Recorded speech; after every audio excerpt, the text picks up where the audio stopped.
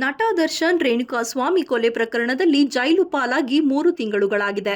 ಇತ್ತೀಚೆಗಷ್ಟೇ ನಟನ ವಿರುದ್ಧ ಚಾರ್ಜ್ ಶೀಟ್ ಕೂಡ ಸಲ್ಲಿಕೆಯಾಗಿದ್ದು, ರೇಣುಕಾಸ್ವಾಮಿ ಕೊಲೆ ಪ್ರಕರಣದಲ್ಲಿ ದರ್ಶನ್ ಅವರ ಪಾತ್ರವನ್ನ ಪೊಲೀಸರು ಎಳೆಯಾಗಿ ಬಿಚ್ಚಿಟ್ಟಿದ್ದಾರೆ. ಪತ್ನಿ ವಿಜಯಲಕ್ಷ್ಮಿ ಪತಿಯನ್ನ ಜೈಲಿನಿಂದ ಹೊರತರಲು ಹರಸಾಹಸ ಪಡುತ್ತಿದ್ದರೆ, ಇತ್ತ ನಟ ದರ್ಶನ್ ಫಾರಂ ಹೌಸ್ ಬಳಿ ನೀರವ ಮೌನ ಆವರಿಸಿದೆ.